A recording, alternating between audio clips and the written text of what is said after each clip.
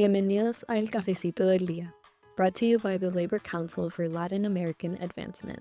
Our conversations are inspired by the moments of togetherness that nuestra comunidad shares over un cafecito. Bienvenidos, soy Carmen Rodríguez. En este nuevo Cafecito del Día, we're diving into an important topic that affects many of our families and workplaces: tobacco use, health, and something called tobacco harm reduction, o la reducción de daños de tabaco. This is a conversation about health, dignity, and real options for nuestra comunidad trabajadora. Bienvenida, Gaby.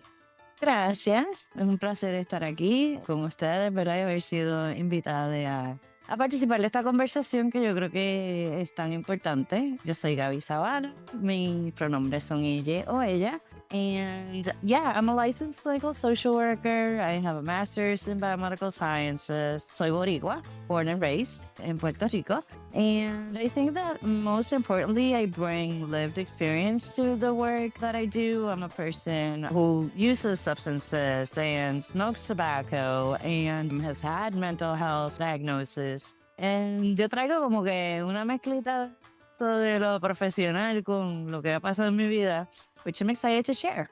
Sí, por eso esta conversación va a ser muy interesante. You're going to share your experiences. You're going to share what you know about the THR. Y vamos a empezar justamente hablando desde tu experiencia, Gaby, trabajando con las comunidades. What does tobacco use look like among Latino workers and working families?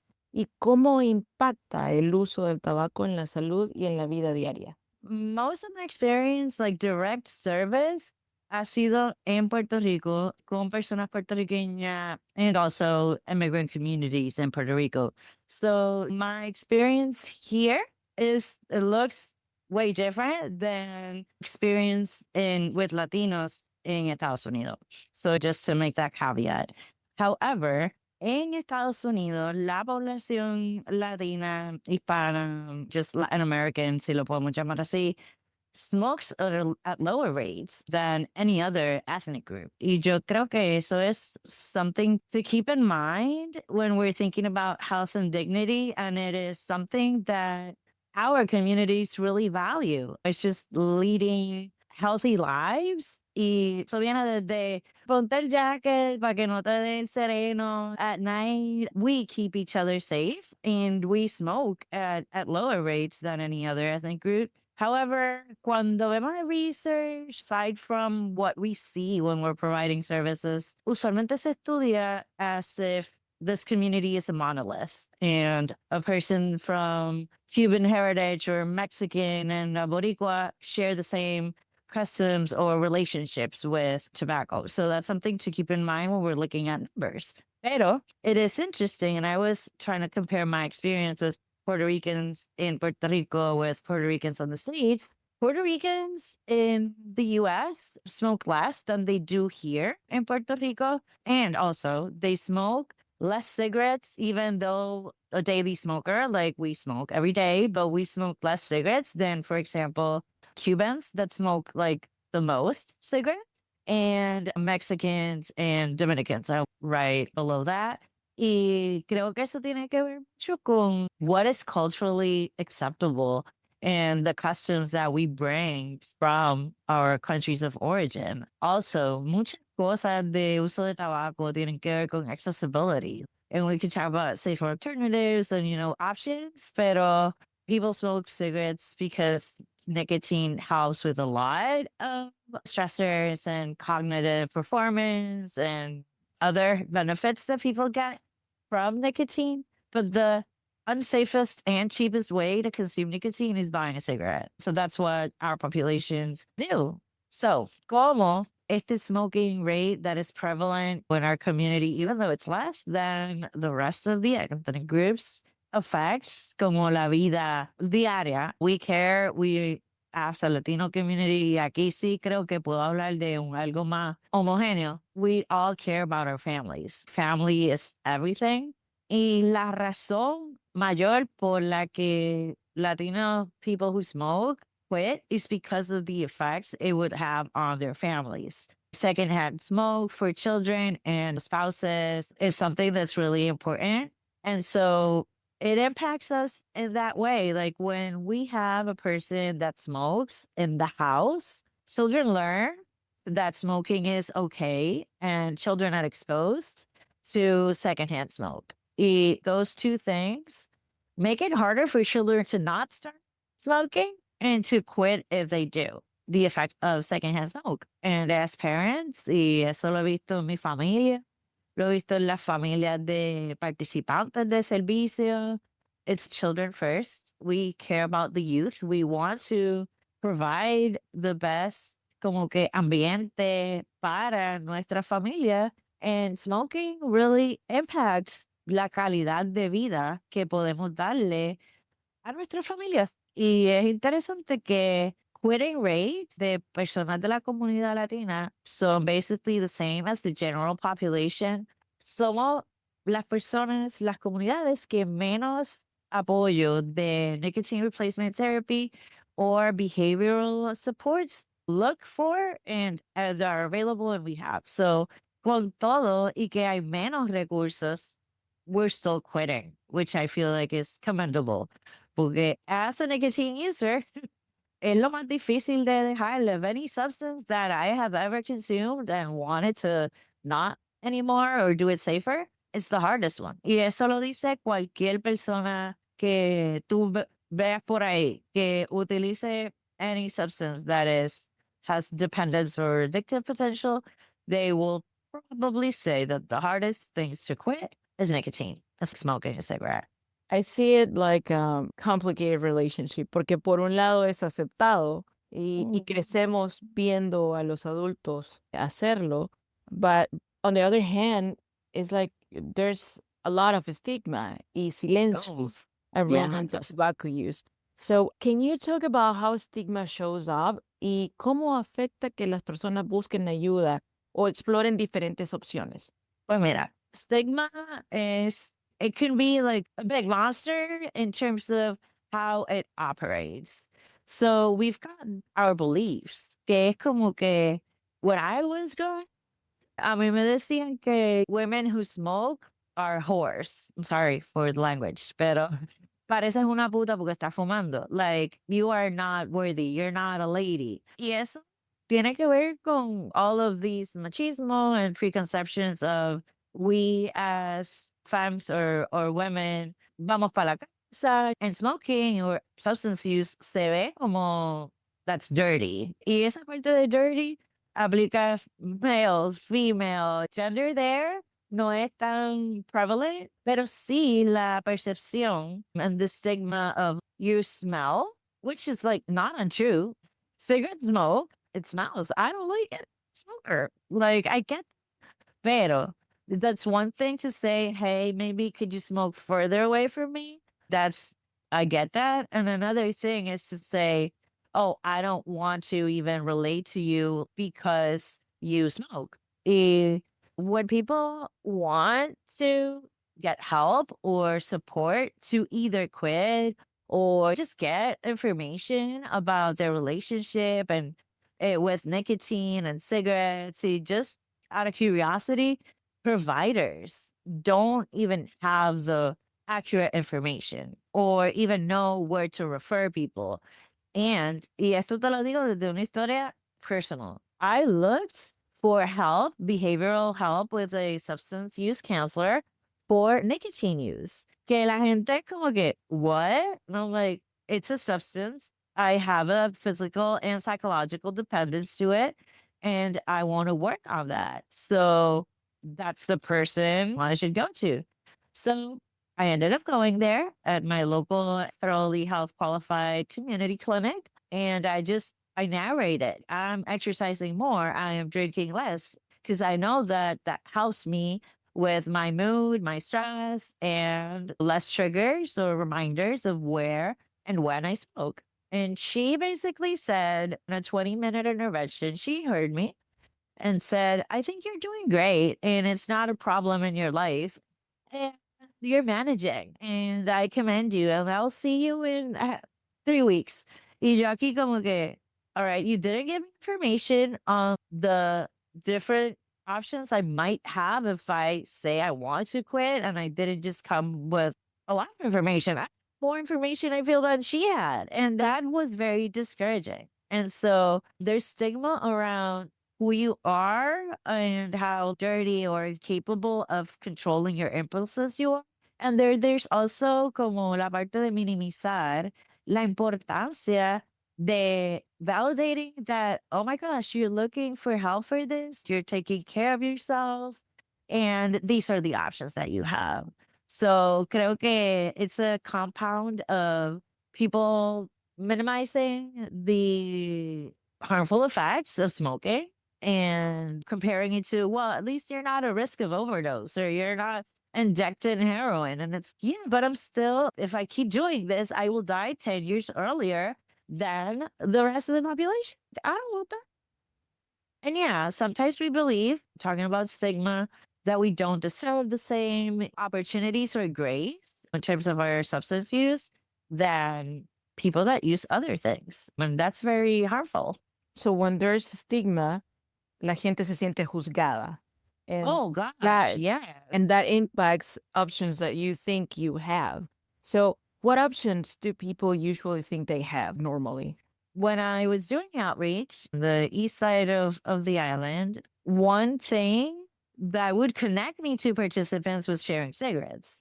And then that was also a way for me to talk about cigarette use because I was in my own process of contemplating quitting. And I just wanted to see what other people were thinking.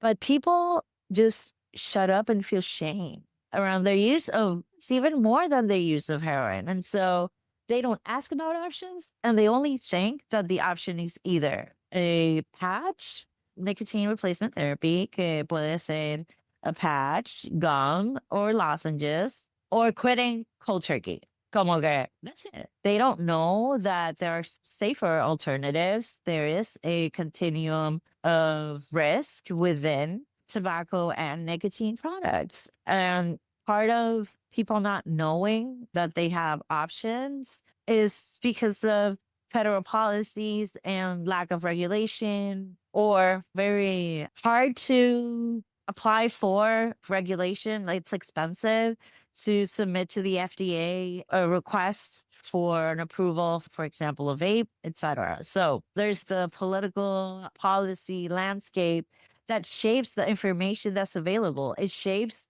the research that can be done. It shapes just the whole landscape of prohibition, which is what's happening with nicotine. And so people only think that they have the option of quitting or nicotine replacement therapy porque there's also the aspect of tobacco industry has been very harmful, has targeted our communities for profit and has gotten us hooked.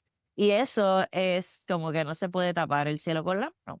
And us accepting as customers, as consumers, products that come from that same industry that are proven to be safer, it's a hard thing to grapple with.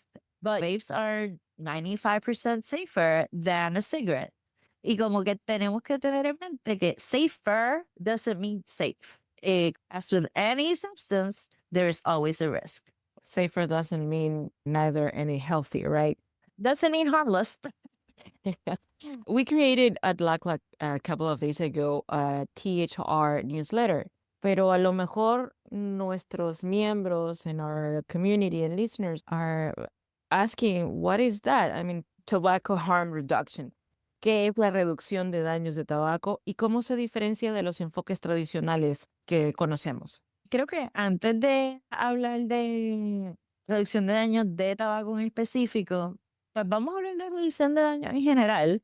La reducción de daños es tanto un movimiento como un enfoque de salud pública. Hay que hacer esa distinción porque como movimiento ha venido desde nuestras propias comunidades, Black, Brown, Indigenous, LGBTQ+. Y la reducción de daños como movimiento busca la justicia social. Básicamente que todas las personas puedan tener el mismo acceso a información, a técnicas seguras de consumo, espacios donde se respeten nuestros derechos y tengamos nuestras determinantes sociales de la salud cubiertos. Y eso se puede ver de muchas maneras. Pero desde los inicios se hacían, por ejemplo, algunas de las estrategias para tanto respetar la autonomía corporal de las personas. Confiamos en que las personas tomamos las mejores decisiones que podemos para nosotros con la información que tenemos. Y la reducción de edad como movimiento busca que las personas tengamos acceso a materiales más seguros de consumo, ya sea una jeringa para inyectarte cualquier sustancia que sea inyectable, ya sea un condón para tener sexo con menos riesgo, una pipa para fumar de un espacio limpio, que haya menos probabilidades de algún contagio, una transmisión de alguna enfermedad. ¿Verdad? Y la reducción de daños como estrategia de salud pública es eso, busca cuidar por el bienestar y la salud de las comunidades que componen nuestra sociedad. Ahora bien, nos enfocamos en poblaciones más que han sido históricamente marginadas y vulneradas porque somos las poblaciones que menos acceso tenemos a servicios de salud preventivos, por ejemplo, que harían la gran diferencia en nuestra expectativa de vida y calidad de vida. Tenemos menos acceso a espacios donde se toman las decisiones sobre las estrategias que vamos a tomar de salud pública, etcétera. Reducción de daños de tabaco es verlo como una sustancia más. Otra sustancia que tenemos toda la autonomía de utilizar, sin embargo, no tenemos necesariamente acceso a alternativas más seguras de consumo porque no la prohibición ha llegado a esta sustancia también, aunque es una sustancia legal. Entonces ahí es difícil practicar la reducción de daños de tabaco porque es como, ok, esto es una sustancia legal que tenemos en la mente que pues porque es legal quizás no es tan dañina, pero la legalidad no tiene nada que ver con la seguridad de una sustancia y eso es como otro podcast aparte. Rapidito, to sum up, principios de la reducción de daños de tabaco. Meet people where they are. Ese es el principio, yo creo que más de los más importantes en reducción de daños en general, pero en tabaco también, porque tenemos que respetar las personas que utilizan nicotina o tabaco y no juzgarlas. Partir del no juicio, porque de ahí es que la gente va a querer reflexionar y llevar a cabo algún tipo de cambio si es que lo requieren, si eso es lo que su decisión es. Es un enfoque en reducir el daño, no exigir abstinencia. Y esa es la diferencia, yo creo que mayor entre un enfoque tradicional de cesación de uso de tabaco y nicotina versus la reducción de daños de tabaco. La abstinencia siempre es una opción. Y parte de lo que es bonito de la reducción de daños de tabaco es que es como, yo no te voy a decir a ti qué hacer, yo no te voy a juzgar por lo que hagas, yo te quiero bien de salud, que te sientas en bienestar y que seas feliz con lo que tú decidas hacer. Y si decides que no quieres usar nicotina más, también te apoyamos con eso.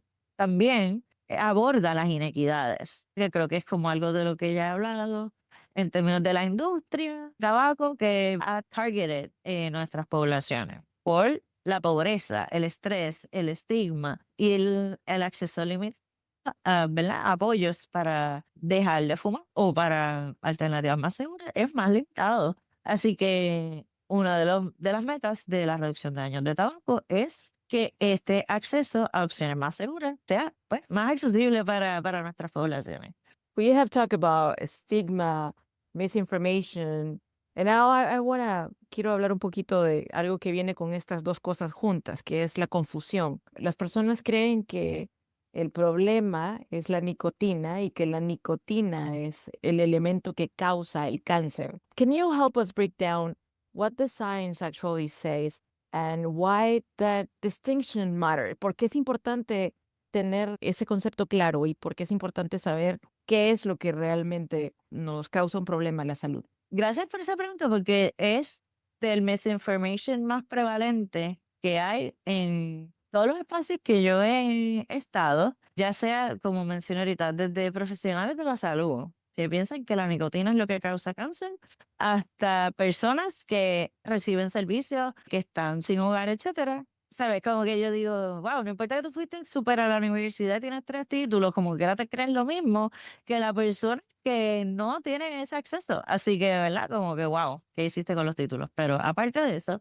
la realidad es que la nicotina no se considera un carcinógeno. Nosotros tenemos unos receptores en el cerebro que están hechos para la nicotina, ¿verdad? Y no puedo entrar cómo funciona específicamente eso en el cerebro, pero en el riesgo de cáncer no es por la nicotina, es por la combustión. When you light up a cigarette, you are igniting not only the tobacco leaf, because cigarettes, that's not the only thing that they have. They have many additives, including ammonia, formaldehyde, and some benzenes and other chemicals that get released and inhaled when you light up. Nicotine is, yes, it increases heart rate and blood pressure moderately.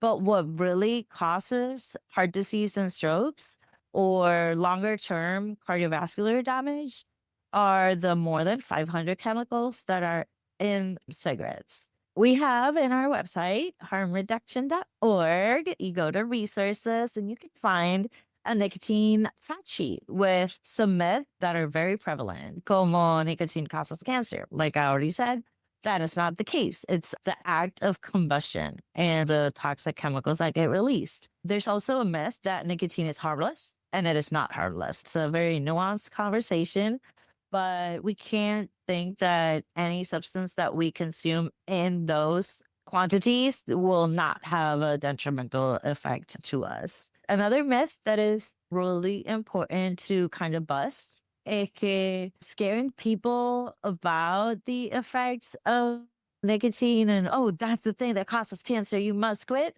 is the least effective way of getting people to make a change in their lives. And like I mentioned, there's a continuum of risk with different nicotine products. So it's not the nicotine that causes cancer. And I want that to be really clear. Before we jump into the next question, I want to share just something that you remind me. And this is kind of misinformation. I believe this was like 15 years ago in El Salvador. The Congress passed a law to try to control the tobacco uses among workers. Ellos obligaron a la compañía a poner fotografías de el daño que causa el uso del tabaco.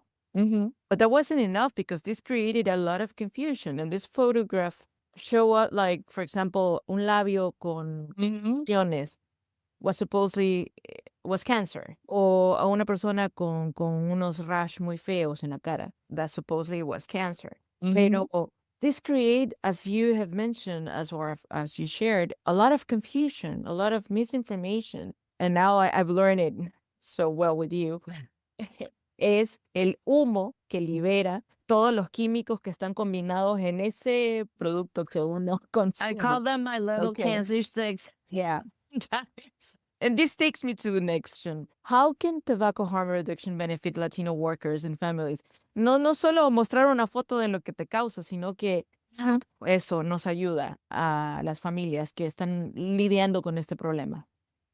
Hay mucho ahí que nos puede ayudar, ¿verdad? Y voy a empezar con unos datos que para mí son importantes para entender cómo integramos la reducción de daños de tabaco y la aplicamos con nuestras poblaciones. So, todos los estudios disponibles apuntan a que las personas que hacen binge drinking and smoking, they smoke at twice the rate than a person that doesn't do binge drinking. People with substance use disorders, 66% of them also smoke. People in treatment for substance use disorders, 75% of them smoke. Ahora, vamos a pensar cuál es la prevalencia de drinking in our communities, binge drinking in particular, and substance use disorders that come with the binge drinking. Yo veo eso y digo, all right, it is so normalized. Y enaltecido el beber como bebemos, alcohol use in our communities. Like I'm Puerto Rican and, people here just, the bar is the place to meet.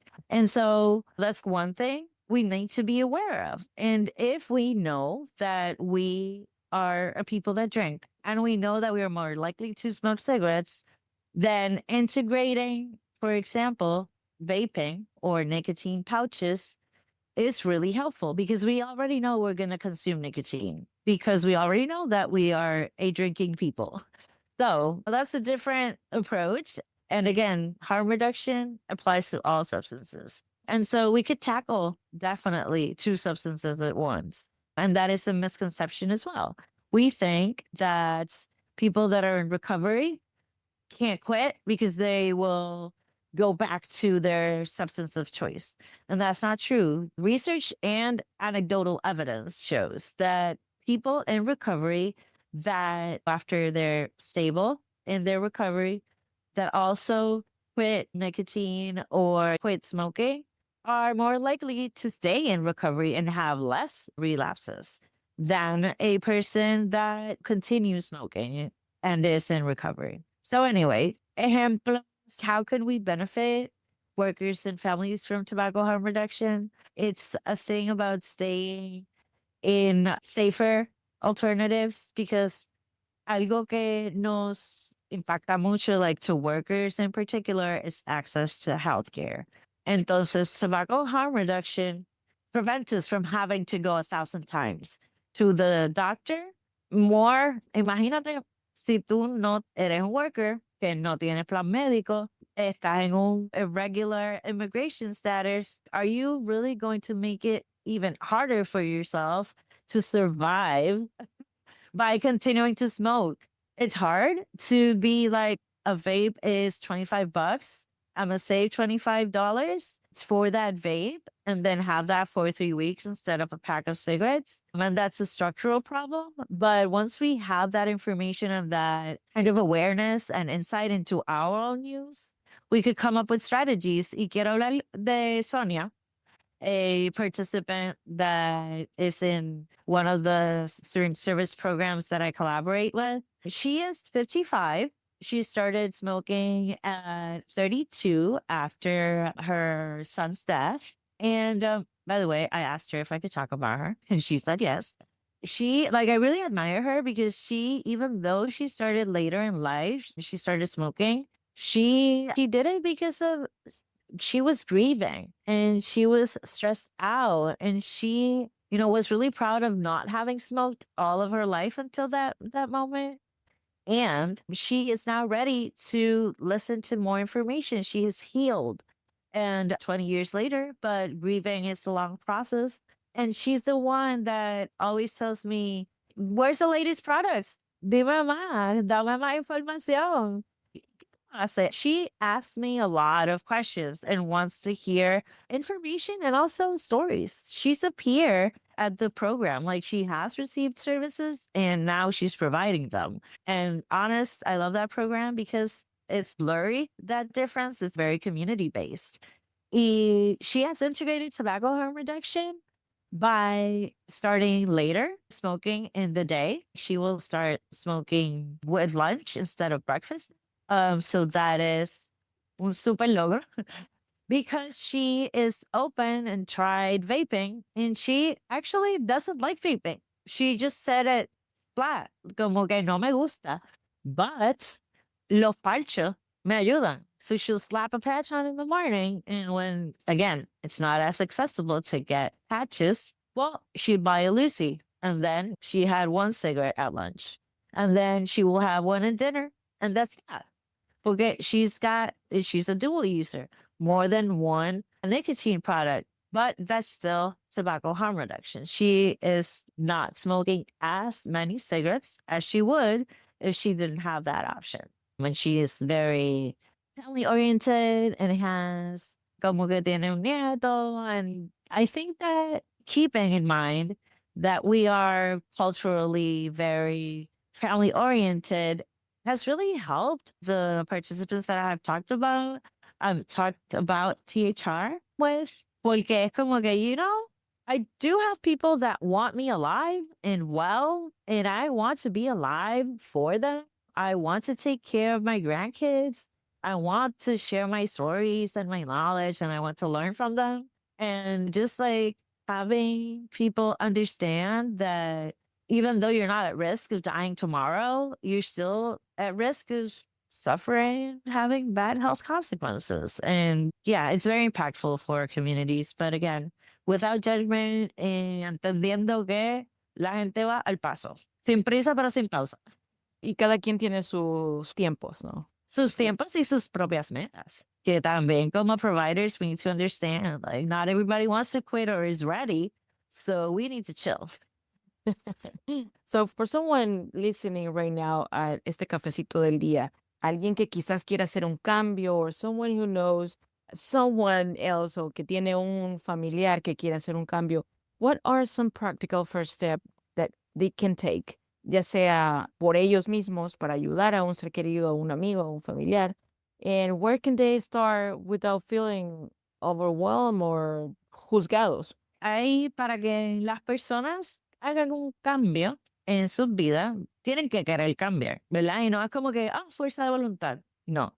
Si tú como persona que quieres apoyar a alguien de tu familia, un coworker, etcétera, a dejar de fumar o buscar otras alternativas, you really gotta know if they're ready or not. Y creo que preguntar, just if you want to be supportive, be curious about what the person wants, needs, etc. And then, if the person says, yes, estoy super ready, vamos allá, well, then you need to have the information to provide alternatives. Like I mentioned, harmreduction.org, we have some practical information como the nicotine fact sheet. We are also coming up with a free online course that will start getting published in July that talks about safer alternatives. So, as a person that supports, get educated on what are safe alternatives. I would say, and this is not me, the research also says it, vaping, nicotine pouches, and NRT in that order are the safest or less risky options and ways of consuming nicotine. So, not overwhelming steps that you could suggest or take for yourself.